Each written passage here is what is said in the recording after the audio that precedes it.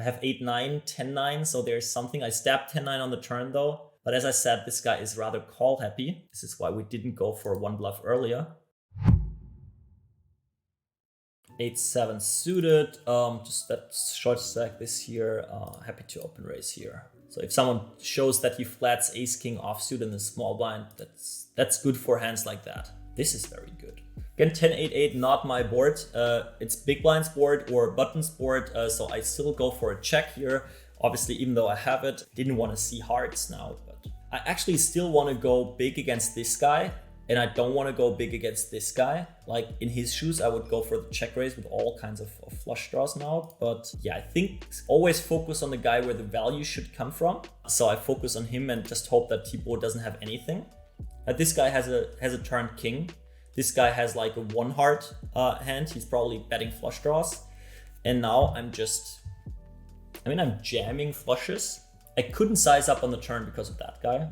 Just thinking about, do I go 75 or do I just like not care and say he doesn't have a flush often and calls his king? I mean, he calls his king 100% against that, so I guess we just go with that. Actually, I'm bet folding. I don't expect him to have like river bluffs there. I mean, if he has like ace of hearts jack, he might think about the jam, but there are boats that I play the same way, kind of, or actually started with checking, so it's like, it's not the bluffy spot. King 9 suited, click call here, sometimes a 3-bet.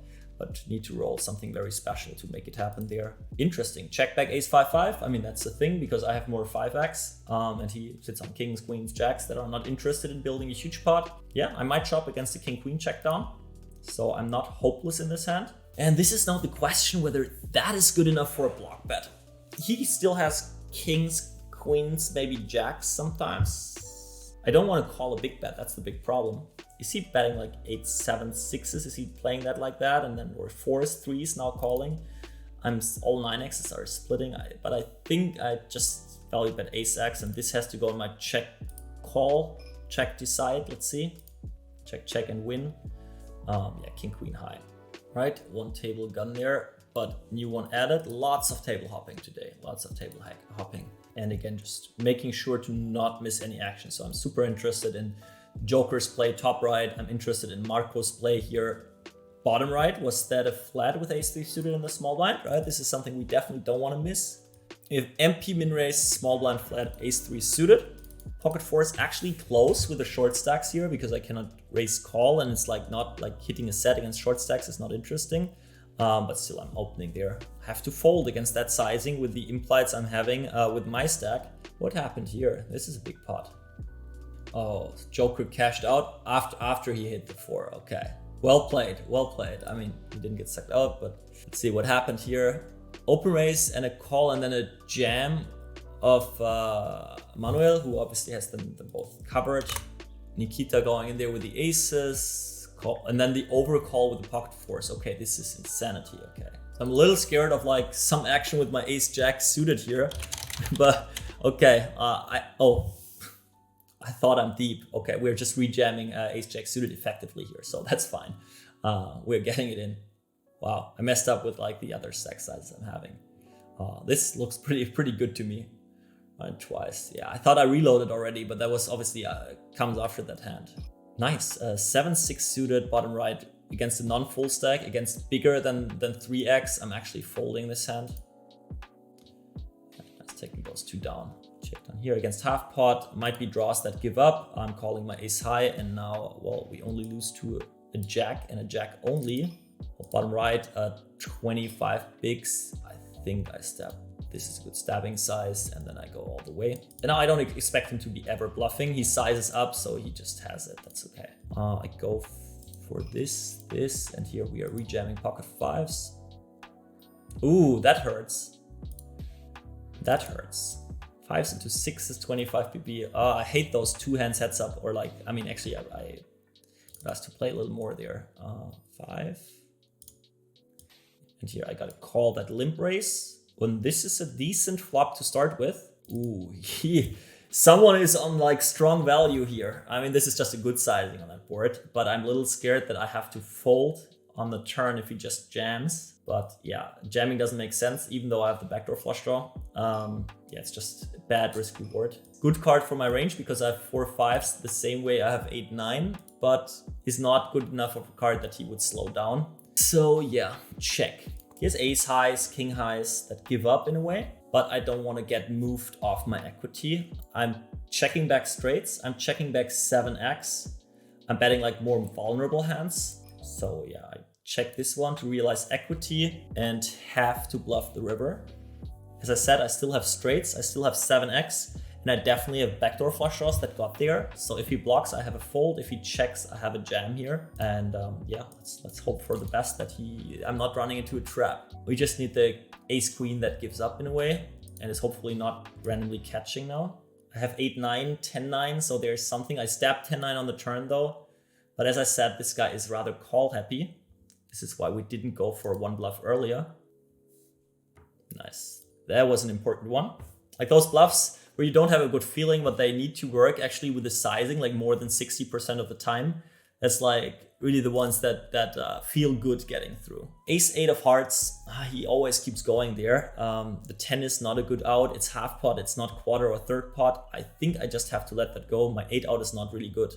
Backdoor flush, my ace out is not really good against under guns, so be disciplined, be disciplined. Queen 10 suited, 54 BP IP might be still anything. He's doing lots of limping, but my queen 10, I cannot raise fold. So I just have to get it in the middle. I think just performing too good. I mean, I definitely have good fold equity. Pocket 5s that short. Again, little problem, but no rejamming stacks. So it's like okay-ish. Pocket 3s against a very large 3-bet is actually a mix call fold. I will just roll the dice and roll the call. And easy against large bets. So against a small bet, I need to float, sometimes at least. Ace 6, like just 20 big blinds deep. Having an ace is just pretty great. And now this is pretty great because he should rejam so many offsuit aces. So like, while I wouldn't like that board 100 big blinds deep, it's actually pretty good now. That would be a sweet run out. Okay, pocket 7s, just a clear call. Very rare 3-bet, top rights, sometimes a 3-bet, mainly a call. Interesting. Snap, check, check. Like my hand would definitely be sometimes a check raise. And now the queen is just a very bad card. Not just that he hits this, but like all his broadways just improve big time. Like ace jack, king jack, ace king is just very different value now. So I would stab on lots of low shit. But here I think, even though I have a nut gut shot, I just need to check fold. Here I'm playing that the same way I play a 6-7, a 10-7, something like that, and this goes into my block bet bluffing range. He sits there with lots of ace highs. I make them indifferent by betting all those pairs. Snap calls something like ace 4 and is indifferent with ace jack. So yeah, ace jack, obviously he calls. Like maybe we can read something into his snap that he sits exactly on the main hand he represents, and I get him off it with like a bigger bet. I'm not sure. But yeah, just for now, just play something that makes sense. And if I would look this hand up, I think I played it rather perfectly. Bottom left, again, thinking about what are the worst hands I have in my range after the 4 paired up here, but I have deuce 5, I have 3-5, I have deuce 3, I have lower pockets, I've missed flush draws, so no chance that I start bluffing this year. Hope to check down against pocket 6s sometimes.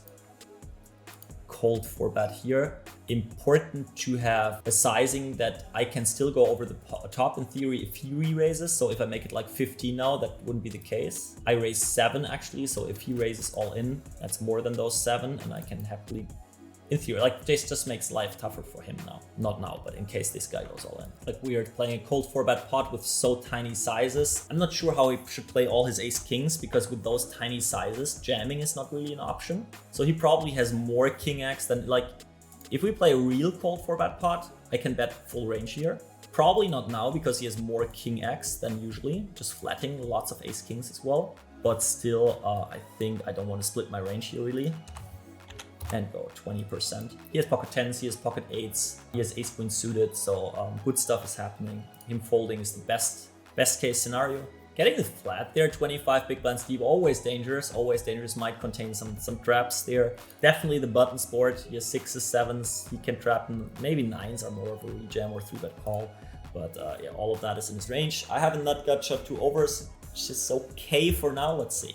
Definitely gotta see one more. But yeah, I need high cards on the turn. That's like same spot like with the 9-7. Like turn card changes everything because I'm sitting here with like Jack 10, King 10, like all those hands. check raising some, especially when I have a backdoor flush draw. 4 is nothing where I ever improve, so he should keep his frequency up. I need to fold a shitload.